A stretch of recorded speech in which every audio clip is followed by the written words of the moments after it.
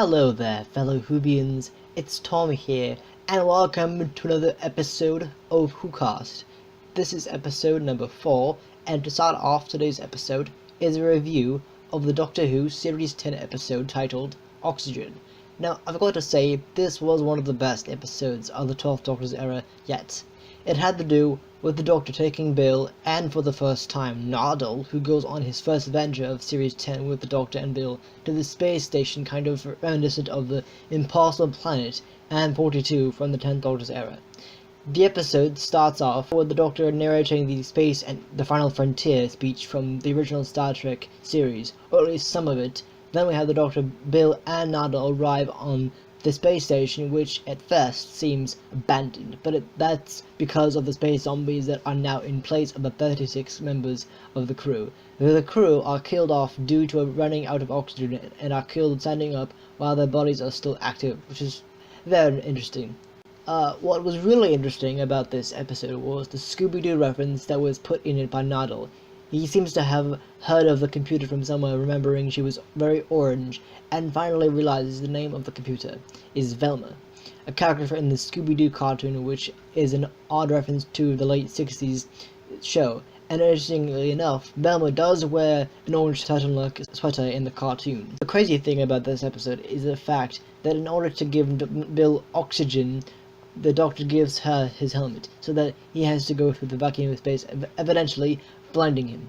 And at the end of the episode, even after Nardole fixes the Doctor's eyes, we learn that he is still blind, which is not only one of the best cliffhangers I've seen, but also begs a question about Series 10 as a whole. Now, in the series trailer, we saw a glimpse of 12 reaching towards some kind of object, and a regeneration energy starts to flow from his hand, and in the next trailer we see him actually regenerate. So it makes me wonder if the only cure to this blindness is to regenerate, but not in the way we expect him to. Another thing about this episode worth mentioning is that when one of the space zombies takes the Doctor's screwdriver by force, and when I mean that, I mean the zombie seems to use the force from Star Wars to take the screwdriver from the Doctor and ends up breaking it, or so we think. I also feel like Nardole is becoming more of the Doctor's boss, because of the way he acts around the Doctor, because the Doctor made an oath to stay on Earth to protect the Vault, and every time he leaves to go on an adventure, Bill, he breaks that oath, and Nardole is not happy with that.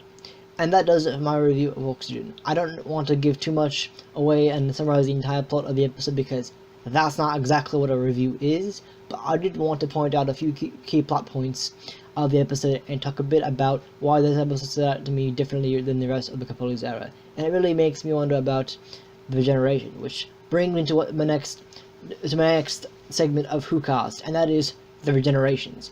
Now, there isn't any news that I've heard of, which is why I want to instead talk about the Doctor Who regenerations. I will not be discussing regenerations of other characters like Romana and the Master, as I never saw those characters regenerate, aside from Utopia in Series 3, and the latter I've just not finished the 4th Doctor's era in the classic series yet. So the Doctor's regenerations. The brief history of this is the idea of regenerations for the show itself.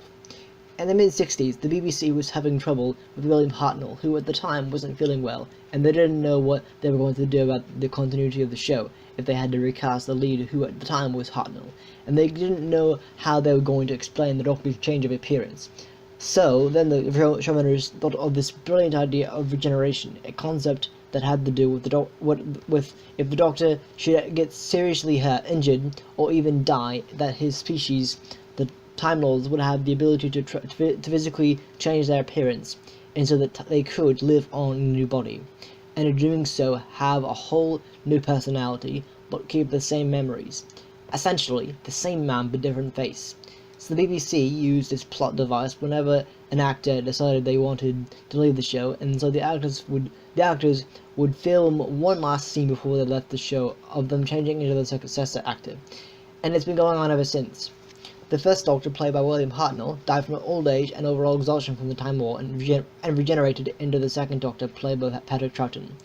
This next regeneration was very different, as it was the first time the Doctor didn't actually die or get seriously hurt.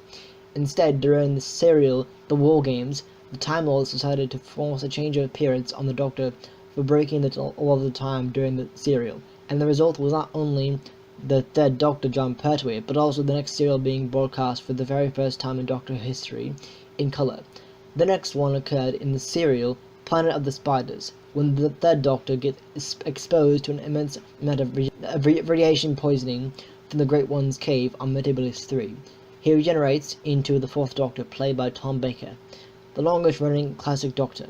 This was actually the first time that the term regeneration was used, as before it was just known as a change of appearance.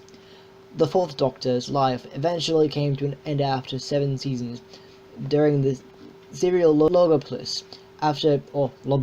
Logopolis, I don't know how you pronounce it, after falling from the Paris Project Radio Telescope, which I unfortunately have no idea what is, as I still have yet to see that serial. As I mentioned before, I'm not there yet, in the Fourth Doctor's era yet, but after he falls, the mysterious Watcher helps him regenerate by fusing with the Doctor, with the product being the Fifth Doctor. I honestly didn't like this regeneration sequence after watching a video of it on YouTube, because it really didn't make sense for this Watcher character to have the fuse into the Doctor in order for him to regenerate. Of course, if I saw it now, I'd probably understand why. The next occurrence happens when the Fifth Doctor gets spectrotoxemia poisoning in the caves of Androzani, which is a serial in which Peter Davidson's Fifth Doctor regenerates into Colin Baker's Sixth Doctor. This is one of the two unique generations where the Doctor sees the faces of previous companions who traveled with him. The first being during the Fourth Doctor's regeneration. The Sixth Doctor regeneration is one of the most different scenes in the entire classic series, as it didn't involve Sixth Doctor actor Colin Baker's presence at all. In fact, Colin Baker was fired from the BBC in 1984 after his final serial, so he couldn't participate in the regeneration, so his successor Sylvester McCoy had to wear the Sixth Doctor's costume and blonde curly wig and film his regeneration face down so you couldn't actually see his face. Instead, the effect of the regeneration shredded his face. The way this regeneration played out was that the Time Lady, the Rani, shot down the TARDIS with the Doctor and his companion in it, and because of that, the Doctor had no choice but to regenerate. Following that, during the 1996 TV movie, starring Paul McGann in his one-time appearance as the 8th Doctor until the minisode The Night of the Doctor, the 7th Doctor dies in a hospital bed in a ward, with one of the weirdest regeneration scenes ever being regeneration by electricity zapping his face. Very odd, I think. The next one is the one I mentioned, but being the mini-sode The Night of the Doctor, which sees the return of the 8th Doctor as played by Paul McGann after a 17-year on-screen absence. This time his regeneration is triggered after he drinks the elixir of life and chooses to become a warrior after the sister of Khan resurrects him after he seemingly dies from crashing on the planet. In the end, he says goodbye to the companions they travel with on his audio adventures, and turns into John Hurt, the War Doctor, although this is the first time that a classic Doctor gets a modern regeneration energy treatment for his regeneration scene. I mean, interestingly enough, the War Doctor's exit happens near the end of the 50th anniversary special episode, The Day of the Doctor, where the War Doctor regenerates after his body is worn out from the Time War and of course fighting with both the 10th and 11th Doctors during the episode. He regenerates, but not before citing a line very similar to the First Doctor's last lines. "Of course, suppose it makes sense. Wearing a bit thin. I hope the ears are less conspicuous this time," which is a clear nod to the 9th Doctor's large ears in the Series 1 opener, Rose.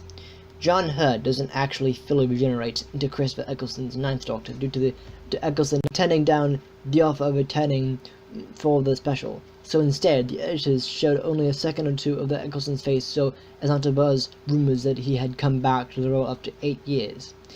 The 9th Doctor's regeneration is a very sad one at that. It involved the Doctor absorbing all the time vortex energy from Rose Tyler, the Doctor's companion at the time, and has to regenerate as the energy is killing all the cells in the Doctor's body. In the end, we get the 10th Doctor, played by David Tennant, my personal favourite. Now, this incarnation is a bit complicated, as Tennant actually regenerates before his final episode.